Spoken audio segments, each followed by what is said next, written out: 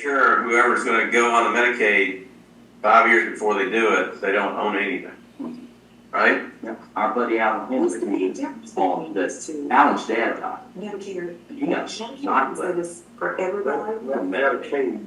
You know Alan Henry? Yes. Yeah, I know. I saw it. yeah, he showed us his letters. It's not. They were trying to get stuff. So I'm telling you, they're very aggressive. Yes. Over the next 20 years, there's going to be a huge drop in world population. There'll be way less people in the world than there is now. Half as many people will be in Japan than there are today. Half as many people will be in Italy than there is today. Way less people here in the United States. Mm-hmm. So, because we're not having as many babies. Oh, And yeah, most, like in Japan, the average couple has one child per couple. Well, if two people die, you have one child, that's half as many people. Yeah. And so there you go. And so that's the issue there. And so one thing, the good news of that is the strain of natural resources and a lot of things is going to go away by itself in about 20 years. And the strain on, it is going to be an issue in 20 years because you got half as many people paying taxes to support all of our old bucks. Yeah. And we're going to still be here. And they're going to be paying for us. So they're going to resent us. Let's say I sit down with somebody and they're not well prepared to retire. Okay, and they don't have a lot. And they're in their 60s. And I can see that their withdrawal rate on their money is going to have to be higher than they want it to be because they did not prepare. Then I'm going to talk to them about, stuff like that. And especially if their kids are my clients too, I'll be talking to the kids as well. Okay. About making sure stuff is not in their names. Ignorance of the law is no excuse. That means that everybody needs to know all the laws. Yeah. But a lot of times there's stuff you don't know. Right? Like I said, I have a degree in business, and I took a year in economics, year of accounting, year of statistics, year of all kinds of different finance. Took many years of finance, and none of that stuff that they teach in college is stuff that's really even useful. One class in Texas in high school, you'd build a whole house. Yeah. They'd build a house from the ground up. Wow. And then sell that house and make money for that class. That's what they did every year. Yeah. So the whole class that's what they did. They'd build a house. 401k. So let's go back on the 401k thing. So on the 401k, you have a third party administrator, TPA, and that costs about $3,000, $3,500 a year is what it costs the company to have that. And that a TPA pays for the 5500s and all the other stuff that has to be filed with the government to keep a 401k in compliance. Okay. Since there's two of the guys make way more money than everybody else, they're going to have to do what's called a safe harbor 401k. And what that means is that they didn't have a safe harbor 401k. And you got two guys making, I just use make up another $400,000 a year each, and everybody else is making 60, right? And they start putting back a larger percentage of their money into their 401k, and then everybody else does smaller.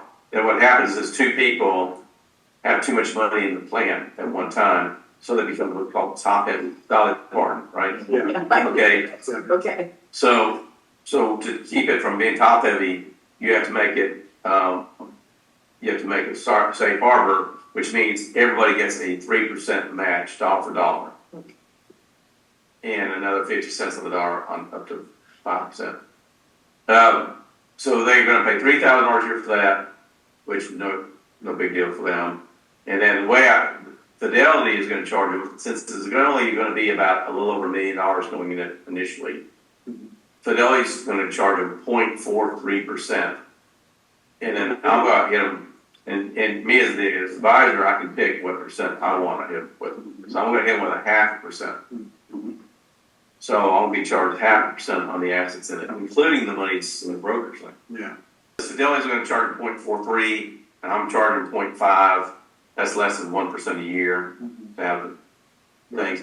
And they're literally thousands of investments I can pick from. So not only are they're gonna have 30 or 40 different funds they can pick from. They're also gonna have brokers link. And so I'm gonna pick just killer funds in all the different areas. And so what that'll do is make, number one, I told them, I said, here's what's gonna happen. The employees you have are gonna be happier and less likely to leave because they got a really good retirement plan. And you'll be able to attract better employees too, or more employees, because they're gonna know that you have a good retirement plan. So I said, that's a really good selling point for people to come to work here. And because the more money we have in the plan, if we start getting larger amounts, then Fidelity won't charge 0.43, they'll go to 0.3, 0.25. They'll reduce their fee. The more money you have in there, the less they charge. Okay. So they're gonna try to get to the 3 million mark pretty quick. Which for me, let's look at my side, okay, on a normal mutual fund, I get 0.25. So now I'm doubling what I normally get paid on the money in the 401k. So now that I'm getting experience of doing this Fidelity 401ks, now, once I do one of these and get set up and everything, I think we can do a lot more. When you meet a client for the first time, you probably have, instead of being 80, 90, it's probably 50, 60% chance you're going to get them. Okay. So your percentage chance to get them as a client is much higher. They already have a friend that likes and trusts you. So, and that's the main reason somebody will not do business with you. Is they don't know they can like you. It's not whether you can, the products you sell, it's not any of that. What makes it the person decide to do business with you or not do business is they got to like you and trust you. And 4% of them didn't do the plan because they didn't understand it. 84% of them didn't do the plan because they didn't really believe the advisor understood them. Right. But the vending machine, I get to buy the product, deduct the product off my taxes, and sell the product retail. And as it's cash business, no one knows about it, I don't pay any tax. So I take the tax deduction when I buy it and don't pay taxes on the profits. 501c3s are often abused. So they're more likely to be audited than the other thing. Okay. A lot of times the people that run a nonprofit organization are good at what they do, but they're not normally very good at handling the money. Okay, that's why so many 501c3s get in trouble.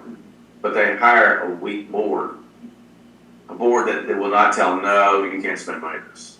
They hire people they put people on the board that will say, go along with anything. Yes. Their friends or their board. Yeah, well, that's bad because you already got somebody that know how to handle money, and now you got board members that just can comply with anything they want, which means that 501c3 is going to not make it. Prepaid legal and ID is something that everybody needs, Absolutely. and you can get it in check just by giving them a number. Our America's mission statement is to help our clients, help people earn more money, become properly protected, debt-free, and financially independent. And I maintain if you don't have legal protection, you're not properly protected. We're not doing the whole job if we're not putting prepaid legal on. Especially if they don't have a wheel in place. Especially. Period certain means if you have a 10-year period certain benefit on an annuity, it's 10 years, and the client dies 2 years after it starts, it's going to pay 8 more years. A life annuity or Straight line. then it'll pay, but it pays the largest benefit. See that the reason a person would pick the life option is because it would pay the biggest monthly amount. Okay, pays the So water. if you're like a single man or a single woman, you had no kids that really need anything you have, then you pick that choice. Right.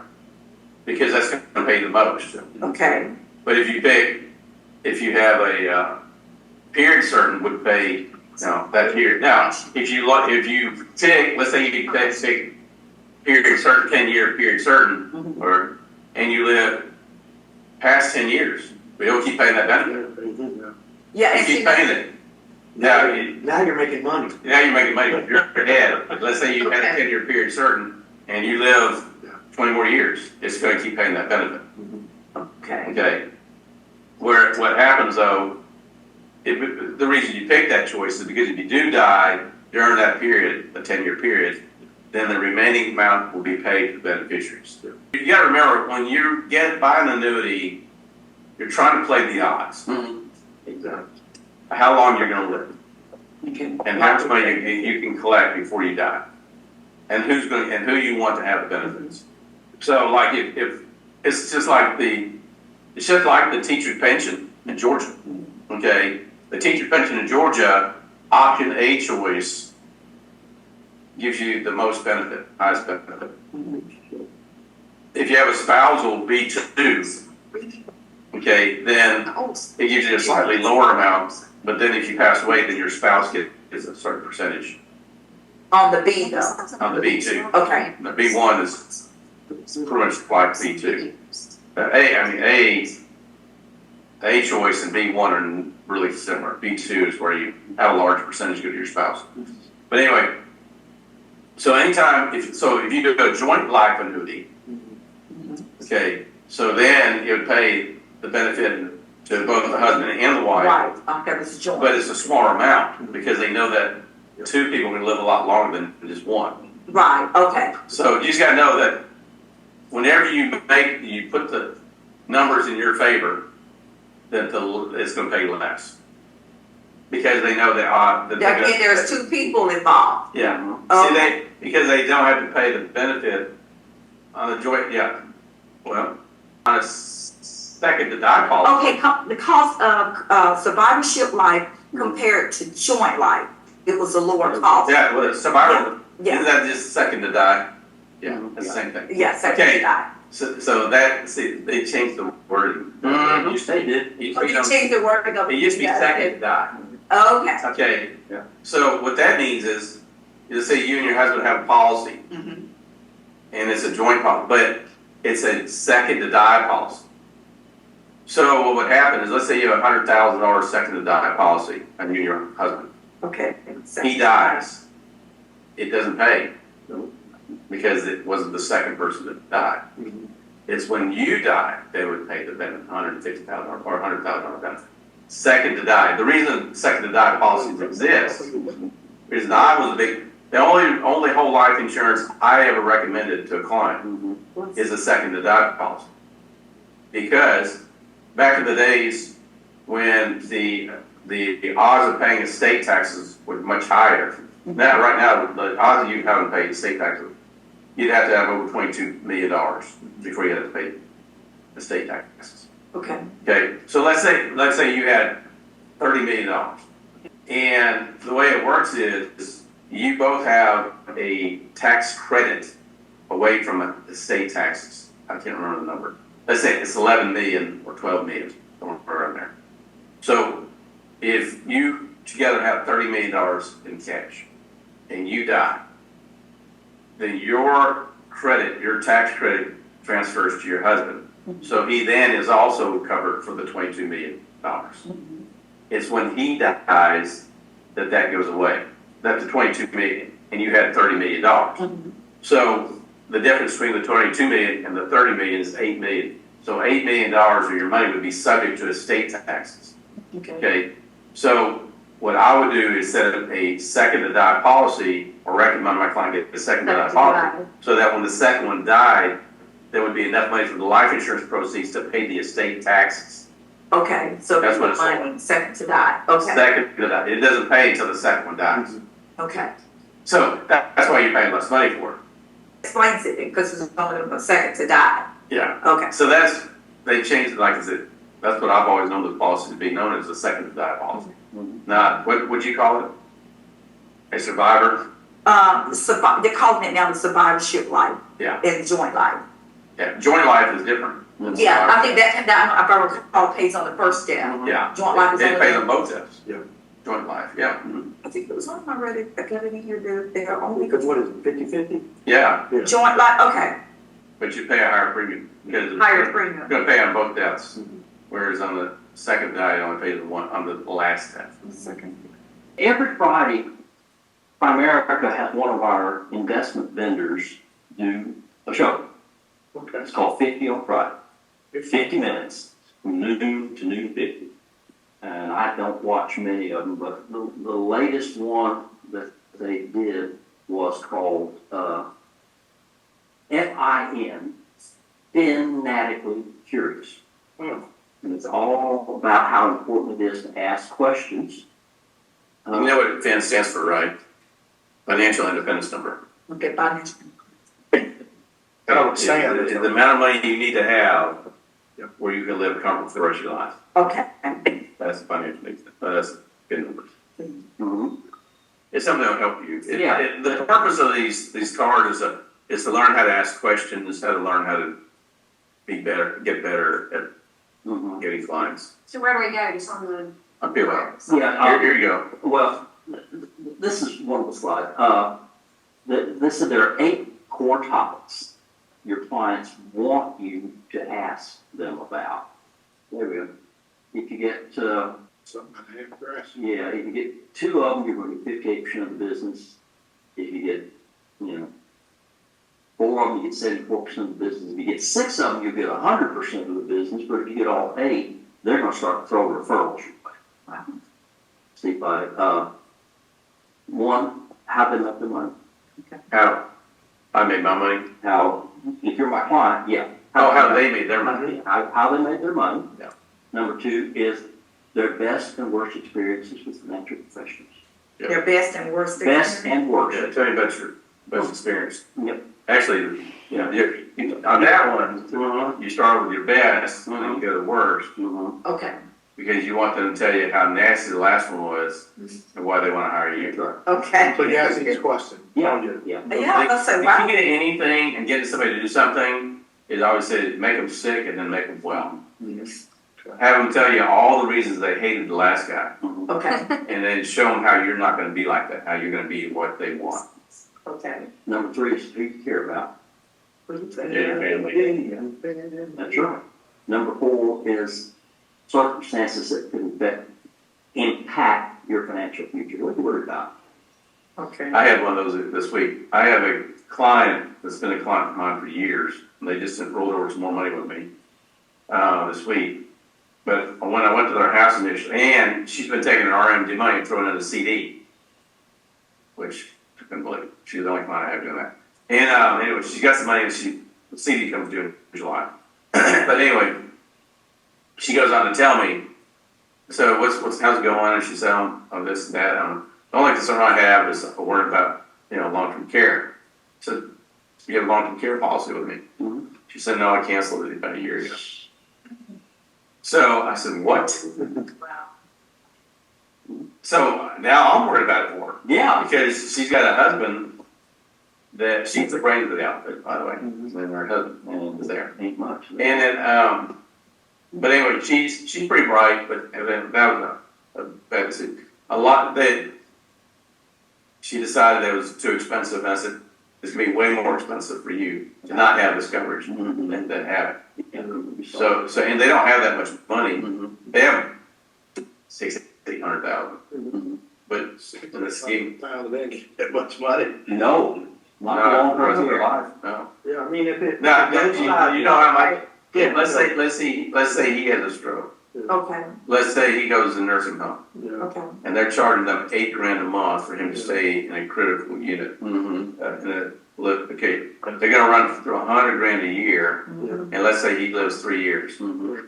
That's $300,000 of their money Oh, gone. yeah. Have their money. Then they got to pay taxes, and much of the money is retirement assets. Mhm. $100,000 is gonna go to taxes. Yeah, what am I thinking of? My daughter, hospital bill was $980 something. There you go. Just $3. Yeah. She was in. Oh, wow. Yeah. Yeah, Yeah. so, and that was how many years ago? You can wipe you out. 2010. Okay, 2000. that was 14 years ago. Yeah. You think the cost of care is higher or lower? Oh, it's probably way double, triple that cost. Okay, so now, that's why I'm concerned about them, is because they had for all these, that's the other thing I was thinking about yesterday. They paid the premiums since they were in their 50s Oh, man. to their late 70s, and then they canceled, about the time they need it, they got rid of it. Oh. So the only people that win is the insurance company, because they collected all these premiums Thanks for the cash. and got rid of the policy. Mhm. What? And they didn't call me and say, hey, a lot of my clients, when they're starting to think about it, they call me Yep. and say, hey, I'm thinking about, We're like, no, should I keep this? Or get rid of it? And I talked to them. And then after she told me I started, I told her how many clients I have that are unclaimed, how many years they've been unclaimed, how much money it's paid for them to be in. Then she realized, I think she realized pretty quick she been there. But now I can't, there's nothing you do. Can't do No. We don't buy them over percent, that's it. But Gotta be and now, honest. And we don't buy them at all. and now they're not even worth having. That's right. That's right. Well, there's a lot of mitigating factors there. You do need some legal advice, but long story short, you're in your 80s, your spouse has a major event, you're hammered with $200,000+, right? Medical expense. Pay them $100 a month, don't miss the payment, don't agree to anything until your spouse passes. Then the debt's gone. Can't be transferred. Medical expenses, this is where you need legal advice. Yeah. And hopefully you can make it better for them. You can give them some follow. Do not sign anything, do not agree anything. They are gonna call you. As soon as they start to harass you, tell them the harassing phone calls stop today. Prepaid legal, call them, they call them, that stops. There is ways around it, but you do have to have this knowledge in front. So number 4, circumstances that could impact your finances. Yes. Number 5, On whom they rely for financial guidance. Yeah.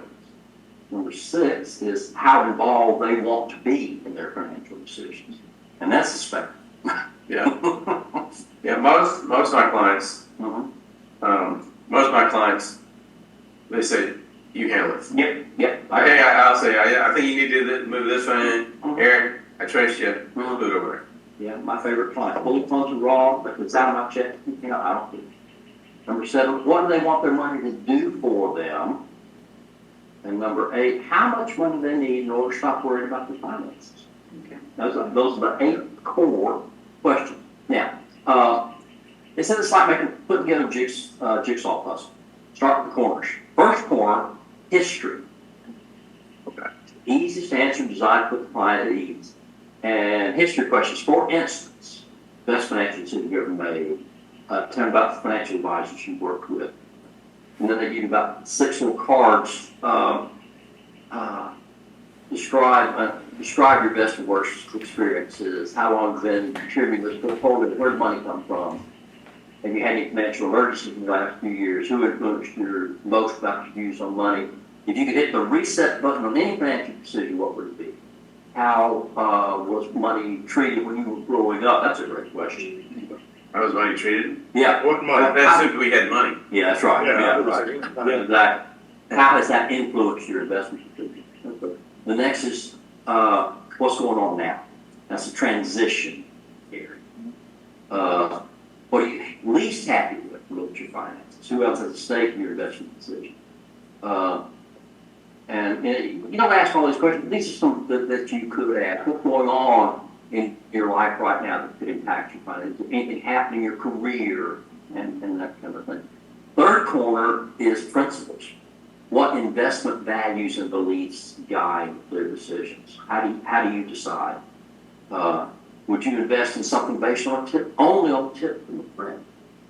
How do you measure the success of your investments? You know, I was telling, I had an experience of that this week. I have a retired liberal college professor from Agnes Scott as a client. And she called me about asking to buy some shares in NVIDIA.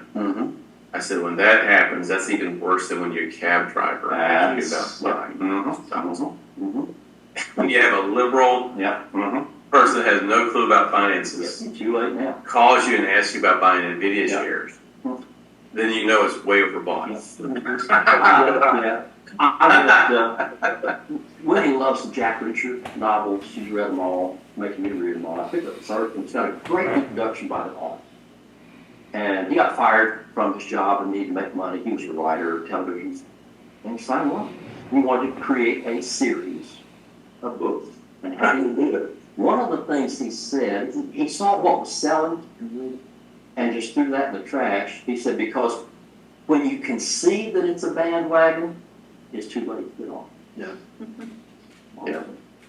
Anyway, This guy told a story about a client or an advisor who lost a client because he had him in good funds, he was doing well, he was seeing him regularly, and one day the guy just took his money, moved it to another advisor. And so he called him to find out why. Because the advisor had never asked him what he wanted his money to do, and he had one thing he wanted his money to do. He wanted his portfolio to outperform his brother's portfolio. Oh, my goodness. Oh, wow. Yeah. And Yeah. it's like Bob Yeah. Packard said, it's his money, so he wins. But let me tell you, I've had an experience like that. I've had that happen. I had it happen last year. I had a client that had about $6 million invested with me. And his next door neighbor, is a financial advisor of the Ameriprise.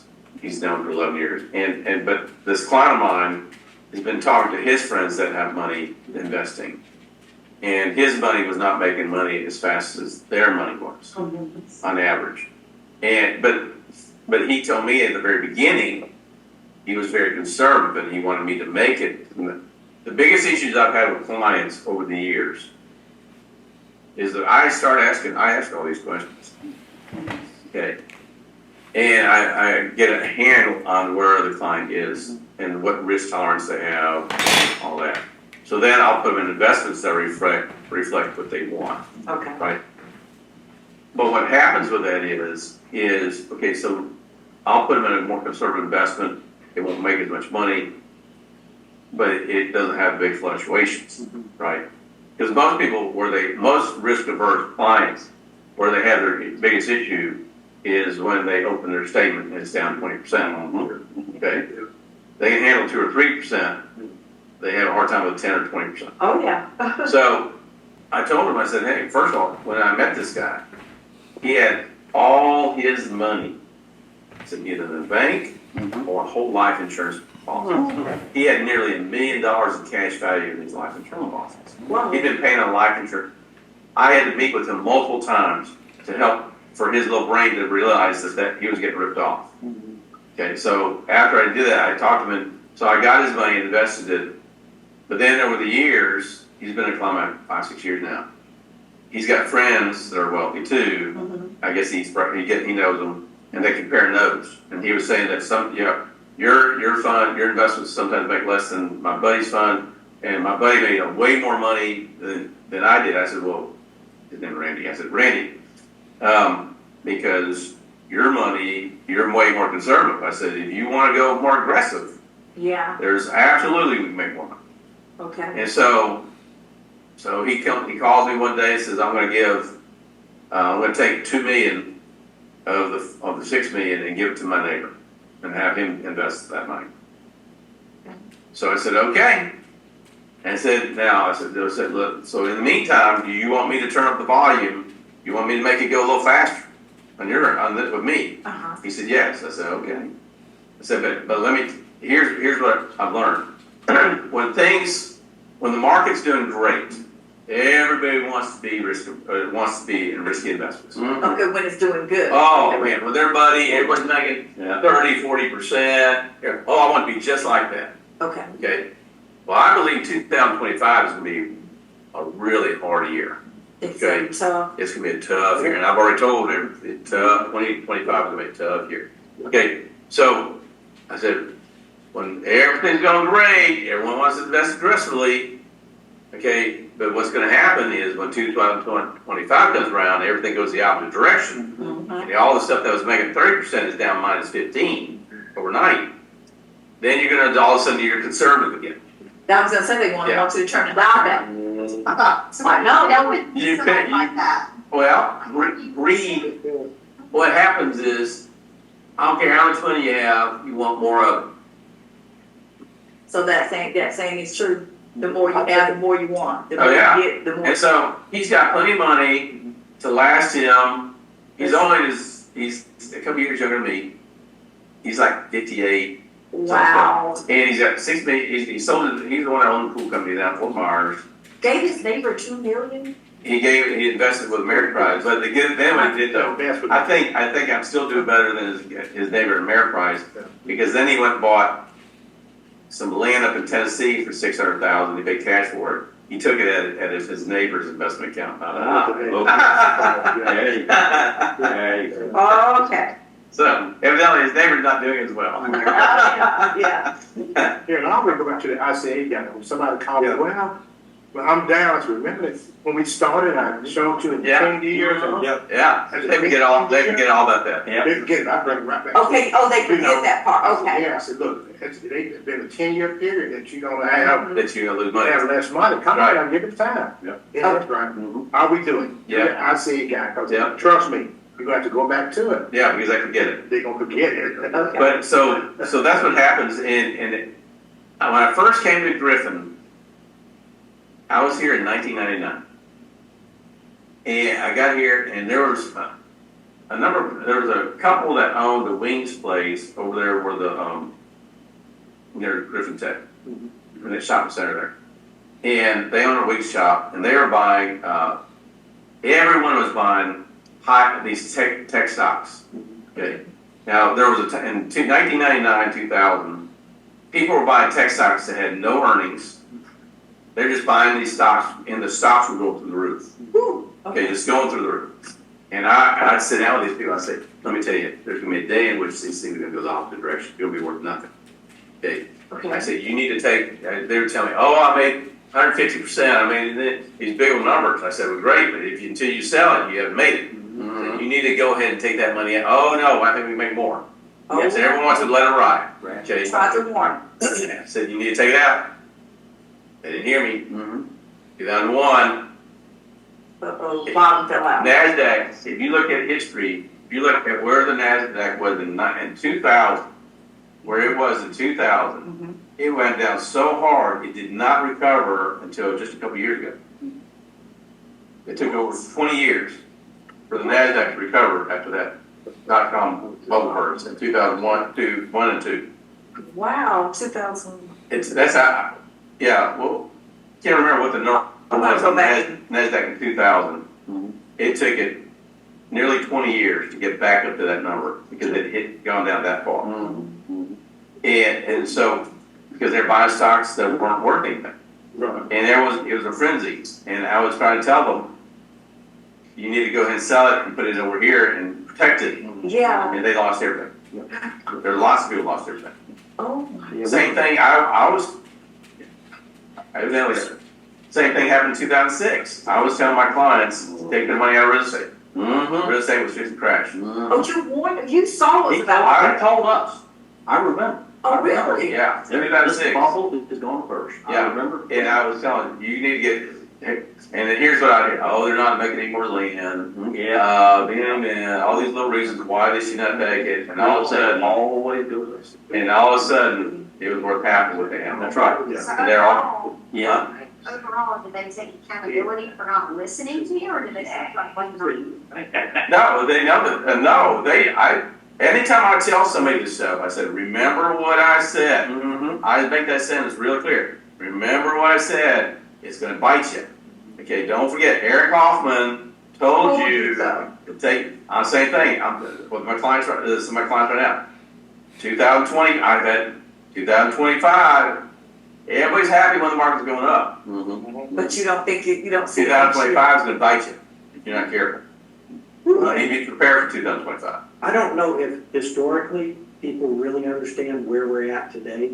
Because remember, we're in an election cycle. Yeah. We always know the markets go up.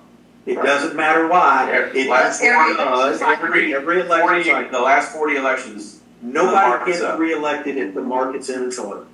yeah, So so, do whatever they can to get it. Wow, so okay. they'll do, yeah, so, why do you think gas went down in Georgia all of a sudden? Election. Because the government. Because Biden released $1 million of our strategic oil reserves meant for gas, just so gas prices would cheap. There was no reason, and we don't have it to give out. Correct. And what's the And that was what that strategic is. reserve? Yes, strategic oil reserve is not to win elections. Strategic oil reserve is to have gasoline and oil sitting there so that we have a huge problem that we have to pull from. Well, now it's the lowest it's been since the eighties. Yeah. Okay, so if we have a major issue, let's say something happens where also we can't produce or pull it out of the ground or refine it, or we can't get it in here, everything's gonna stop. Cause everything will run on all the gas. Yes, it does, yeah. So it's amazing that, but, so they're making, and so you're right, every election cycle, the market's up. So you cannot, that's why I was telling my clients, you're gonna make money between, on the last quarter of this year, you can make a lot of money. That's why I've been putting my money, my clients have been pulling them out of the floating rate fund, a little bit more aggressive funds. Now, right now, the market's been down the last week, but it's not gonna That stay means It's it's a not good gonna time pay to move. more rest. yeah, it's a good time. It's a good time to start investing Yeah. from the conservative to the, because it's gonna start, by the end of the year, it's gonna be way higher. It's gonna be way higher, okay. But I think, February, February, it's gonna go the other direction. Yeah, because Start to see. regardless, the market always finds equilibrium. It finds it back to the mean, finds its way back to the mean. Okay. Some can only go so high, right? It's always gonna, and some's gonna only go so low. Right, But there's a middle place where the market typically is, right? okay, So it'll only stay way above the middle for so long, and it's gonna have to correct down past that to correct to be in the middle. come back, okay. It always does that. So you said history shows that it goes up with the election So year. election year. So the year after, this is typically. But we have been spending money on crap for a long time. Somebody has to pay for the And change. so what's gonna happen is, and the reason the Federal Reserve has not lowered rates yet, is the economy's still doing well.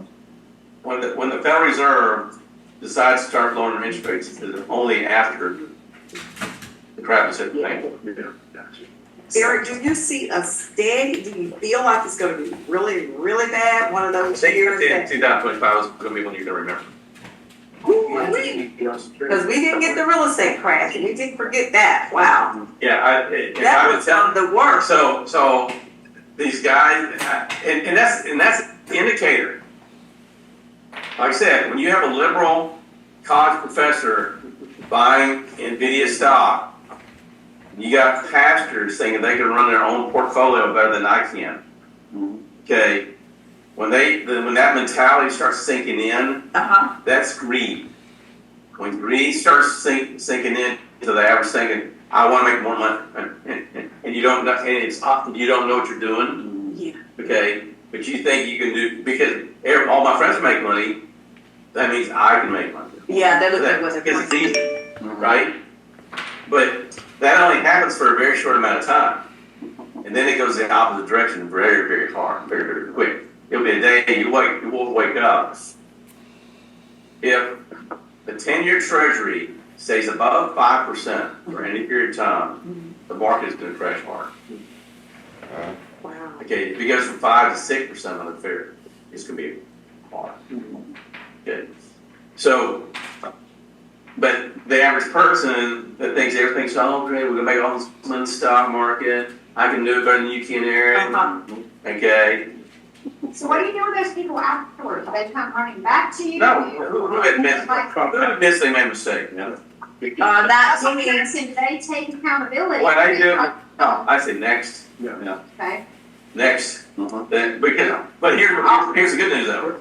So here's what will happen. Here's what the nation, here's the best man. Okay, the thing will happen is the other fool that was at another advisory firm that didn't listen to their advisor, that did this, Yeah. they come to me.